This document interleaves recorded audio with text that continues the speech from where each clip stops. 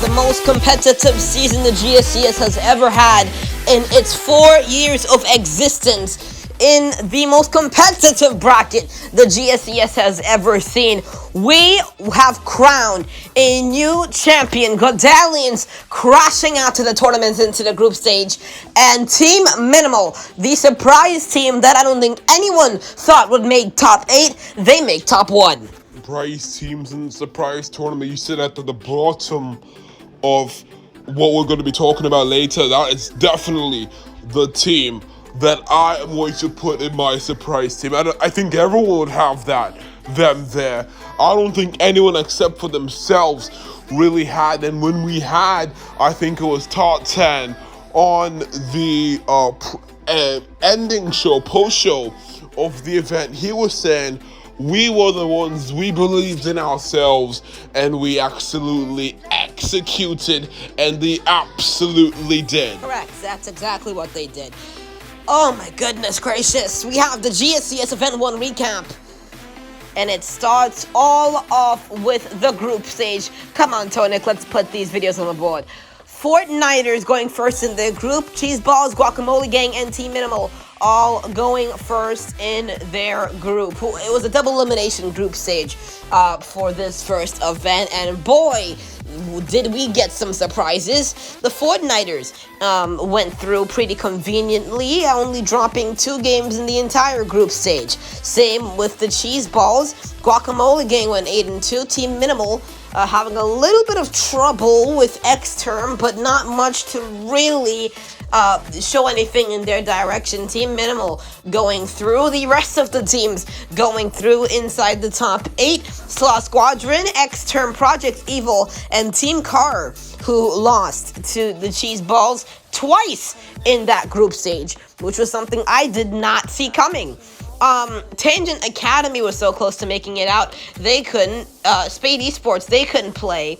Unfortunately for that, they crash out in 9th place. Godalians, who also crash out at 9th place, the defending champions, Kiyohaku Esports, now Godalians.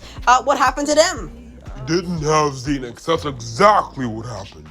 Thank you, Captain Honest. You know, when Xenix isn't there, they're not going to do well. Not wrong. Everyone that's been in the GSCS since Season 7 knows that. Every event that they didn't have Xenix, except for Event 4, the one event that they didn't have Xenix for a majority of the event, they actually won the event. In Event 4, Original 4 of Season number 7 last season. So they didn't have Xenix, they won. They had Xenix, and they ended up winning the entire championship. So, yeah, I mean, in Regional 4, I mean, the teams were pretty questionable. Team Neutral had just withdrawn. They had individual personal issues. Team Neutral looking like a team to challenge teams like Blizzard Frost and Naptown Phoenix for the championship. Also, the Naptown Phoenix roster had disbanded right beforehand, and Vision in Event 5 went to C4, and of course, talking about Blizzard Frost, who made Grand Final but couldn't play in the Grand Final. So those are your 3 and 4 top teams in the league that couldn't play, and Kiyohaku Esports were basically just forced to go up against a bunch of GC1s that were way under their level in a time where the GSCS wasn't as competitive, and they took that and they claimed it. And that was without Xenix, but that was with Zoom, that was with Ice Panther, that was with Frijole, that was with Grandior. These are players that have proven to be absolutely consistent. And even if you notice with Ice Panther, he has played he started in every single series that Kiyohaku has gone to up until this opening Season 8, Season I season, where they crashed out in the group stage. Kiyohaku just didn't look good. They lost to X-Term and they lost to Team Minimal. They lost to X-Term. Had they won to X-Term in that match, they lost in 4. Had they won to X-Term, they would have made it into the top 8. and Kiyohaku Esports, a team with backing of an org, you know what that does to a mental. It absolutely elevates it. But I don't know what happened. Their mental must have gotten elevated, but their gameplay absolutely didn't. Right, and now moving on, we actually, for the second podcast in a row, have the topic, will Team Car rebound? And I like to use the word crash a lot, like a lot. So, let me use it again, and I think in this instance, it's absolutely correct to use this word.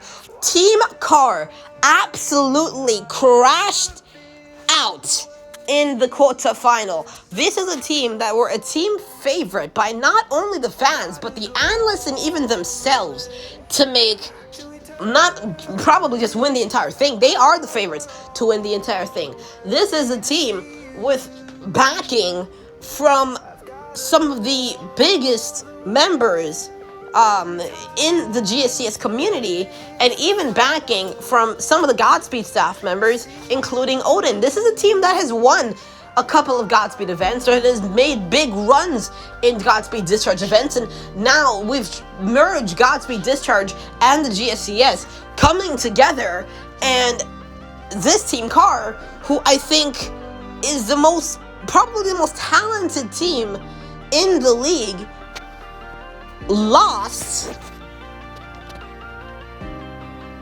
to Guacamole Gang.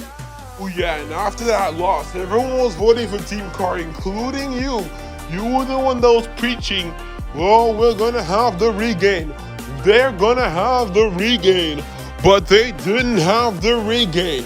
Right before the matchup, you asked your friend that was with you, did our Guacamole Gang gonna beat Team Car?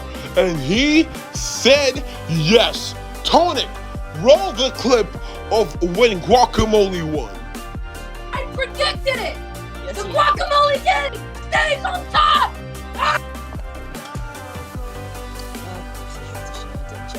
Mel, right here, just got absolutely torn apart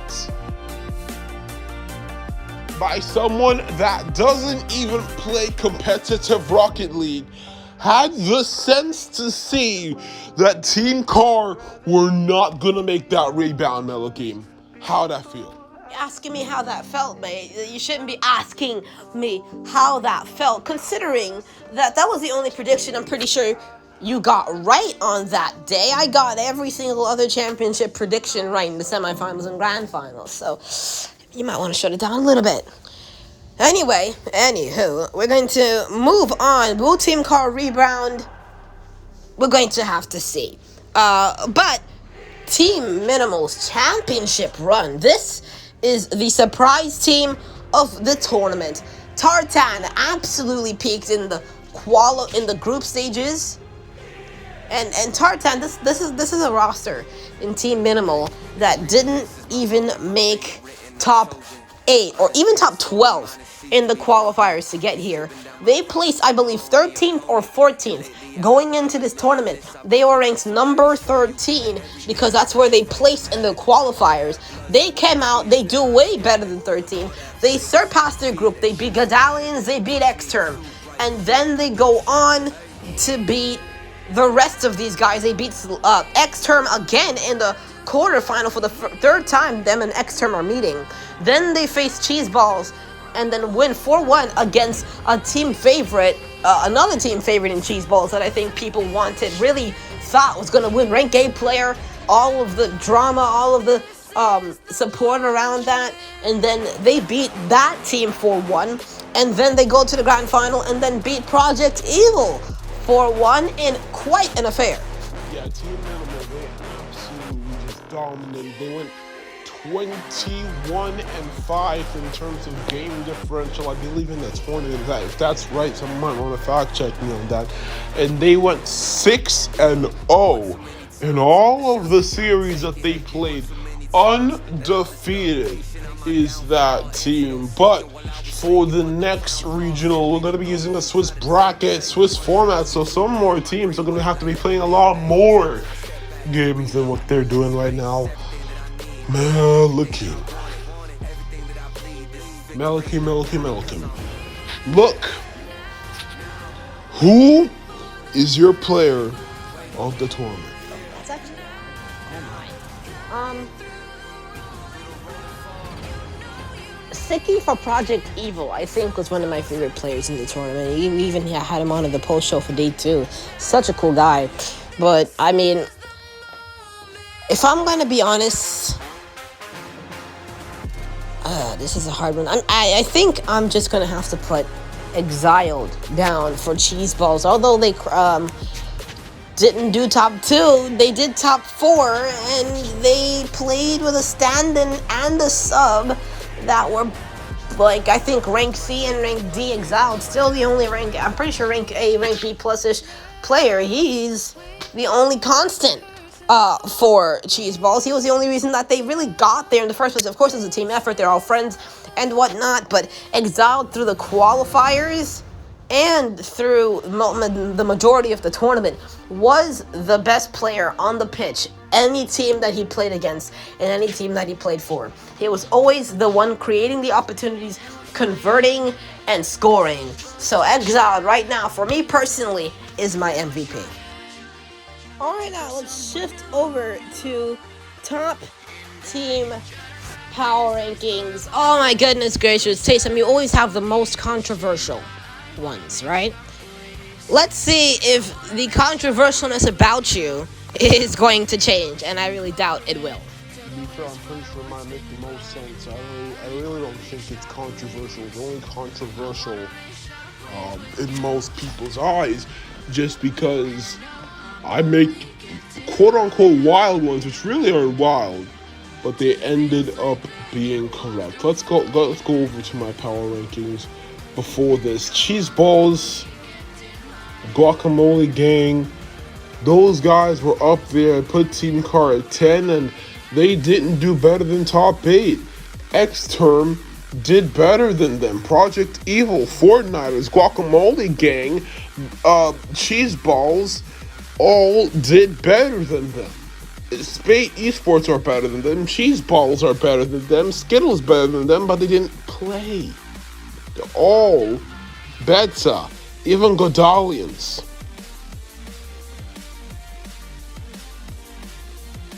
Okay, my number 1, or my number 8, we're doing these from 8.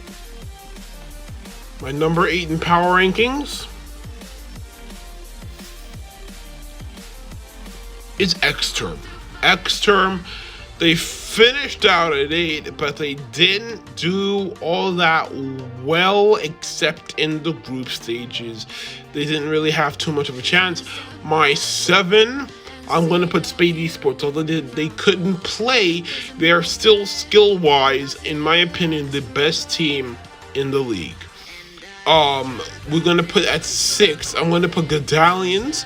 Although they didn't make it through group stages, when they have Xenix playing, they are still the number 1. They're still a top 4, top 5-ish roster here. At number 6, I'm going to... Number 5, rather, I'm going to put Team Car. Team Car, I saw some flashes of brilliance, and they really didn't look like themselves, so I'm going to give them that. Top 5 for Team Car. Number 4, I'm going to have Guacamole Gang. No really explanation needed. Number 3, I'm going to have Project Evil. Number 2, I'm going to have Cheese Balls. And number 1, I'm going to have Team Minimal. I think that's a pretty fair power ranking. Yeah, I think that's pretty fair. I think you putting Spade at 7 and then putting Godalians above X-Term after X-Term beat them is a little questionable, but I respect the fact that you remember that if Xenix is there, he is more than likely winning for his team. So that's a big one. I'm gonna start from 1 on my power rankings here. I think 1 and 2 are Minimal and Project Evil. I think 3 is Cheese Balls. Ford's Guacamole Gang, I think 5-1 put Team Car 6. The Fortniters, which had a showing, they really didn't have comms on Friday, which is one of the main reasons why they lost. I think I'm going to have to put X-Term at 7, and then Sloth Squadron at 8. Sloth Squadron, a team that I don't think anyone really is looking at to do any damage, but they did a lot of damage. They made top 8, and I think a lot of you guys, Sloth Squadron wasn't on the mainstream once, I think. So, for a team that made top 8, I think is such a big underdog. Just like compared Sloth Squadron to Gadalians, I don't think no one had Sloth Squadron in their top 10, let alone top 16 going into this tournament. They came out, they made a top 8. That's very, very good about them. But oh my goodness, the qualifiers going into this were crazy. I think there were some very questionable upsets. There were 2 rank 8 teams in qualifiers, none of which made the main event, got upsetted by a couple of teams like Project Evil, Cheeseballs, Guacamole Gang, Team Car, got taken down and just slammed into the ground in the qualifiers. We had the teams that played the qualifiers.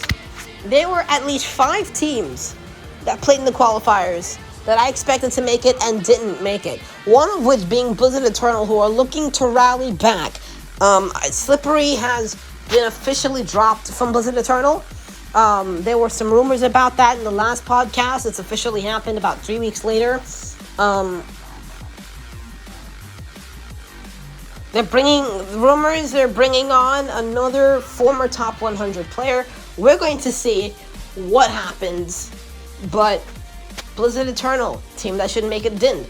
Thrive HQ, team should have made it, but didn't. So our top 20, most of our top 16 can beat anybody in the top 16. K9 can beat Spate Esports. Naptown Phoenix can beat Cheeseballs. Even say top 20, anyone in the top 20 really can beat anyone in the top 20. We had 32 teams competing in the qualifiers. Only 15 got to make it through, and out of those 32, 24 of those teams were incredibly competitive, and a couple were also competitive but just didn't have a chance to show it on the main broadcast. So our top 26 is absolutely stacked.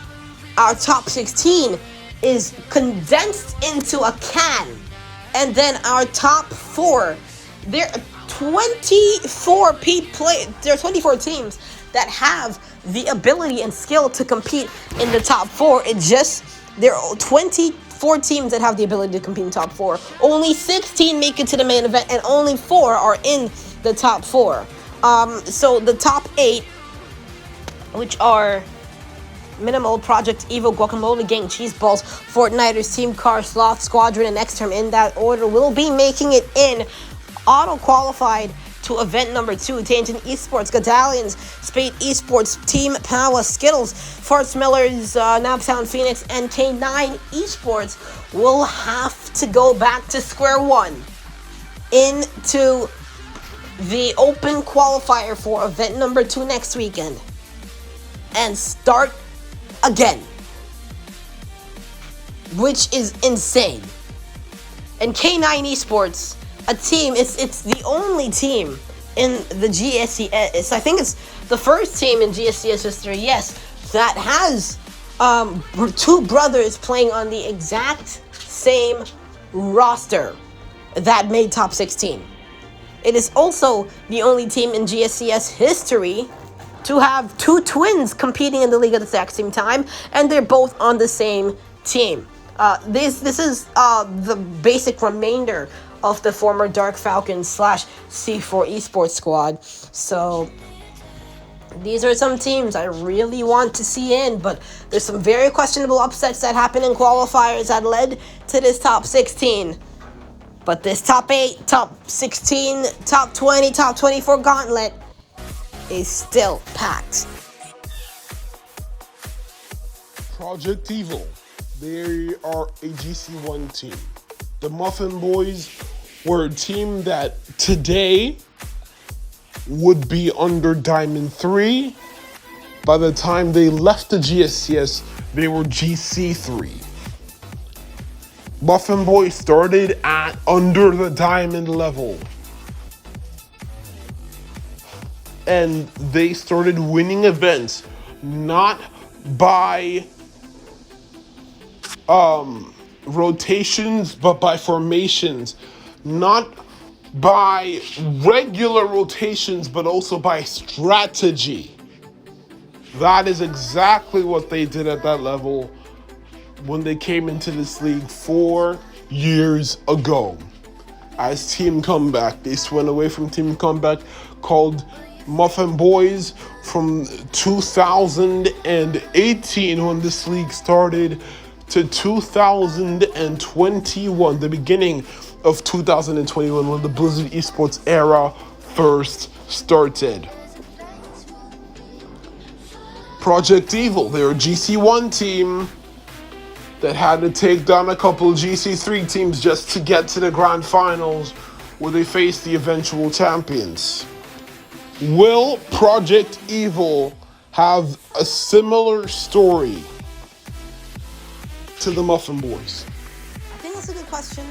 It's possible. It's like a 1% chance that it's possible. I really don't think so. Similar story of being down there in terms of rank wise, and then going to the top and being a consistent top 4, top 8 team. Yes, that's possible. But for them to have the exact story of the Muffin Boys, to be at the top of the GSCS for 3 years, 3 seasons, multiple majors, multiple regionals, I don't think is. The Muffin Boys went on like a 6 regional win streak and won like 8 majors in 3 to 4 seasons. No one has ever done that, and I don't think anyone can ever repeat it. Blizzard Esports has won 3 championships. Muffin Boys have won 3 championships, but Blizzard Esports was only there when the format was shortened. So, Muffin Boys, they're the ultimate goats of this 4-year league. I don't think Project Evil will have that same story. I think we've seen so many different teams have that run. That just absolutely crazy run to make it into top 8, sometimes even grand finals. We've seen it before. We can probably see it again. In Event 4, we saw Eclipse make top 3. In Event 5 of last season, like, we saw... I think I have it on the tip of my mind. I believe we saw Enemies Esports make it in, although Enemies Esports were a real competitive team. That was a big SSL team. But they're just these teams that are so low ranked that have, I wouldn't say lucky, but they're one regional wonders. They come in, they do well for regional, and then teams catch on, and they struggle again just because they are not consistently at that level. I think Project Evil, the way that they performed, it was a little bit inconsistent, yeah? But I think they are at a level where they can consistently make top 8. You need top 12 to make the major, and I think that Project Evil, but just by making this top 2, I think that they make the major. That's interesting. I think you really backed Project Evil after you saw them win in the quarterfinals to, I believe it was the Fortniters. You really backed them and they made the grand finals. I'm surprised you're not saying that they're going to do better than what you just said. I think Project Evil individually, I don't know how good they are, but I have respect for the Muffin Boys, but Project Evil, how long Project Evil are going to be in the GSCS, we don't know. But as long as they're in the GSCS, in my opinion, this team is a potential top 4 team and could be even better. I think the only thing that will make them not a top 4 team in people's minds in power rankings is their individual Rocket League rank, which isn't all too high per sources. So, That is my individual analysis. Project Evil's a top 4 team. They will consistently be a top 4 team. No. I don't think there's any team that can be consistently a top 4 team, except for maybe Spade Esports. Okay? And I'll tell you why. We just talked about this. I just rambled on about this for like 5 minutes. That the talent inside the top 24 is so incredibly close. Cheeseballs, Project Evil, Team Minimal, Cheese, Guacamole Gang, Fortniters, X-Term, Car, Sloth, Tangent, Godallions, Spade, Power, Skittles, FS, Phoenix, K9 are all beatable teams to each other. They're all winnable games. And that I don't think there's going to be a consistent top 4. Will I think there's a consistent top 16? Maybe they might. I think it's more likely that we have a consistent top 8. Just because when those teams outside of the top 8 lose, like Godallion, Spade, and Tangent, they have to go all the way back to open qualifiers. We're back to the gorilla fight of top 24. That is essentially also can be top 4 if results turned out just slightly differently, and have to fight for their lives again.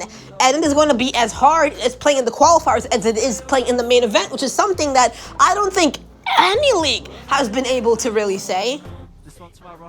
Or especially this league has never been able to say that since Season 2, when OCE made the grand finals, when we still had multi-regions. So, I don't know, Taysom. I don't think so.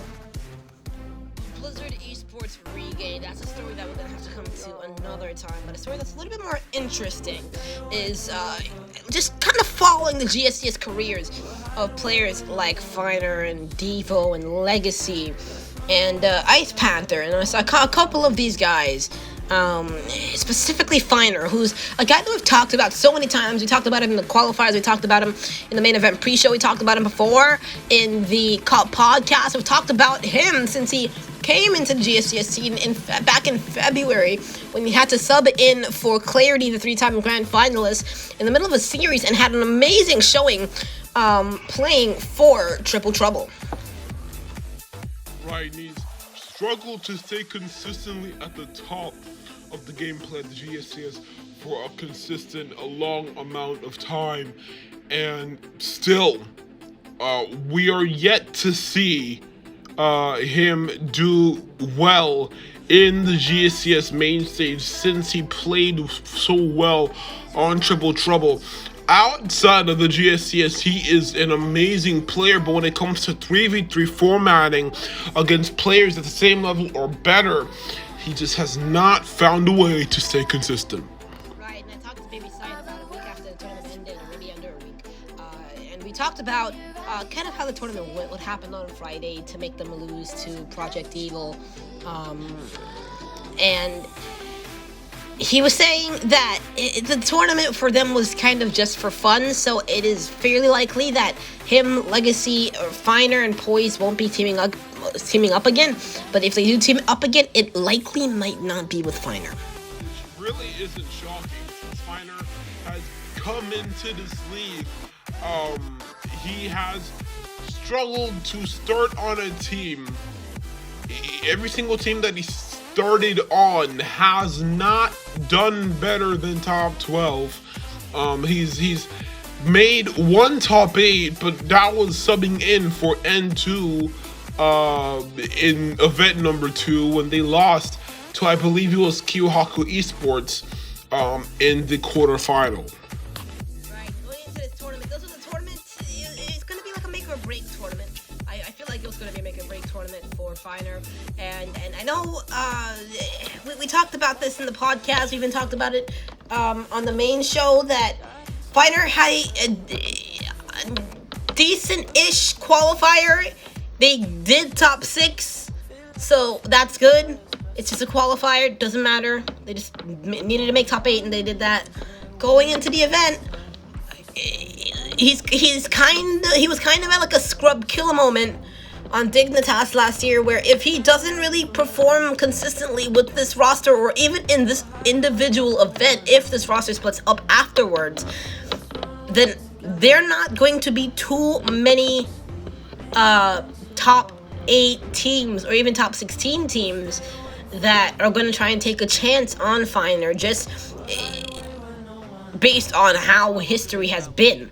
So Finer needed a big performance here, and he didn't really have it in the playoff bracket. In the group stage, God goodness, he had a pretty decent qualifier, but in the playoff, he really didn't as much. We saw what we usually saw from Finer over the past 11 months. We've seen kind of the usual. So not much has changed. Going into this, he came in with way better teammates. They didn't have a better result. Again, Legacy was playing without comms. I don't even know if Finer played. I think it was Poise that was in for Finer on Friday. So just all hell broke loose for Legacy's Fortniters team. And they just couldn't execute when they needed to. And now the question comes down, is Finer, if the team breaks up, does a top 16 team take a chance on Finer, Jason? I think if it's a team without an organization or without a coach, I don't think so. If it's a team with potentially an organization or a coach, I think so. Just because Finer is a player that looks like he needs to still be developed into a threes player. He's still such of a twos player, and he needs to be developed into a threes player. If he doesn't get picked up by a top 16 organization, he probably forms a pretty good team. But that's so many different things have to come into effect for that to happen. But there are not many top 16 teams that really have a spot opening. Team Car were rumored to move away from some of their roster after they didn't do well in the tournament. Tangent Academy are potentially looking for some players. K9 is also an option. Former Dark Falcons roster. Godalins I don't think is a roster, but Power, Skittles, and Naptown Phoenix I think are very real options. Very real options for Finer. But will I think that he goes to them and then competes and does well? I don't think so. I think the only team that I think most of the top 16 teams that he could and would go to, he would downgrade them until he gets completely developed into a top tier 3s player. I think that's pretty valid. Finer is a guy that has a lot of potential. I've said this so much. He's got a lot of potential. It just needs to be used correctly. It's like he's if the right team with the right playstyle picks him up, he's going to be a diamond in the rough. He's going to come out, and I think with the right players, with the right team around him, he's going to thrive. And he did pretty well in Until. He did pretty well in Trouble. But that was in February. This is December. This is a whole 9-10 months later. And he's yet to have a consistent performance. Will that change in the next regional? Will Blizzard Eternal find their footing and finally do well? Will Blizzard Esports as an organization return to the top and make it to the fall major? Will Team Car, Spate Esports, and Godallions regain? And will Project Evil be the top 4 team that I think everyone thinks that they can be? We're gonna have to see Regional 2 qualifiers next week. That's gonna be it from me at Anno Gaming Spot, Taysom, Checkmate Gaming, Godspeed, and the GSCS. It's gonna be time to say goodbye. If you made it to the end of the video, you, my friend, are a saint. Thank you for watching, and we'll see you next week.